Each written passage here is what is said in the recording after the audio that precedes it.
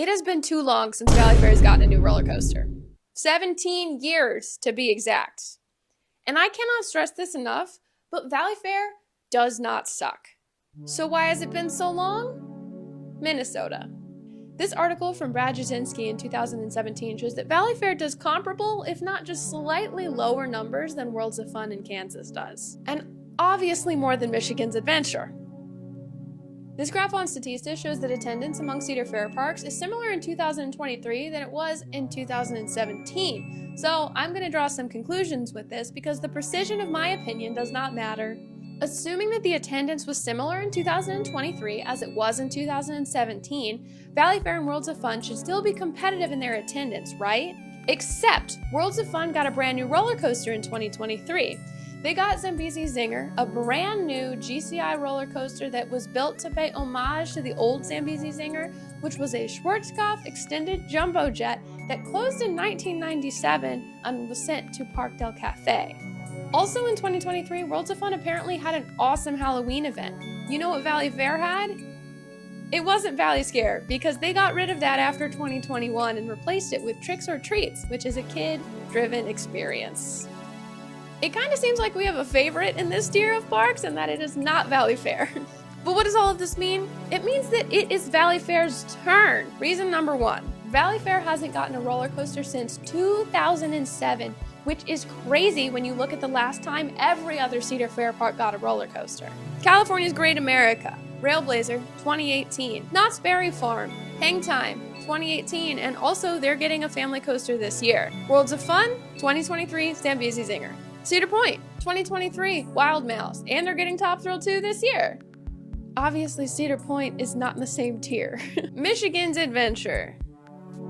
Canada's Wonderland, Snoopy's Racing Railway in 2023, Yukon Striker in 2019, and they're getting another roller coaster in 2025. Dorney Park, after a 16-year hiatus, is getting Iron Menace this upcoming year. King's Dominion, 2022 with Tumbili, but they're gonna get something pretty big for their 50th anniversary in 2025.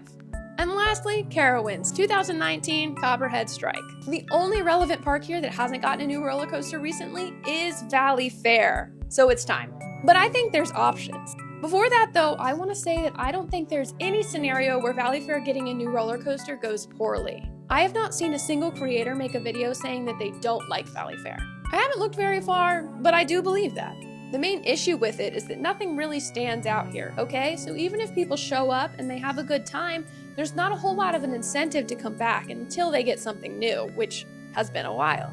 And it's not like it's hard to get to, okay? Shakopee is a suburb of Minneapolis and St. Paul. That's a hub airport. Travel difficulties are not a problem this park would have. There would be basically no barrier for enthusiasts to come get to this park to try out something new, which they would in two scenarios.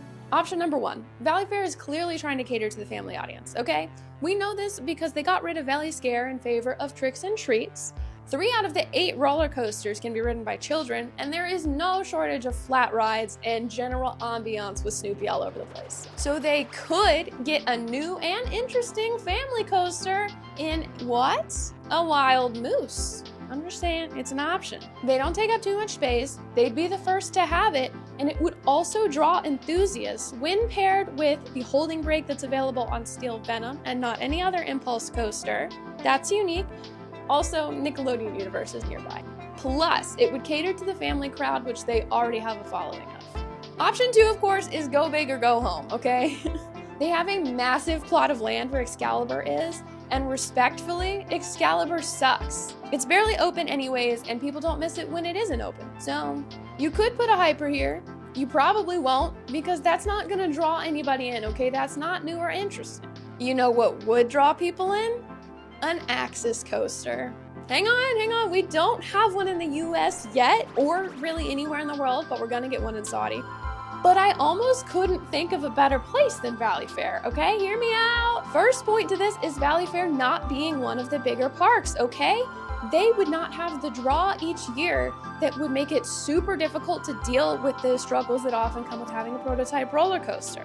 Number 2, the limited capacity of an Axis will always be less of a problem in a smaller park than it would be at a bigger park.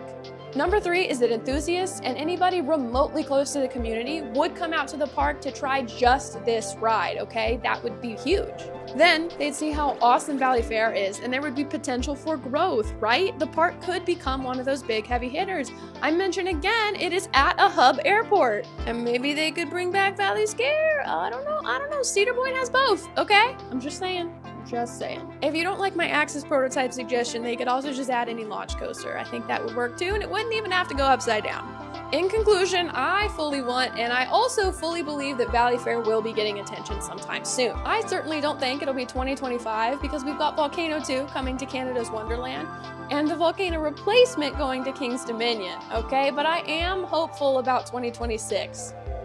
Or maybe I'm just manifesting. If you enjoyed this rant, please consider subscribing or following, or in both cases, liking the video.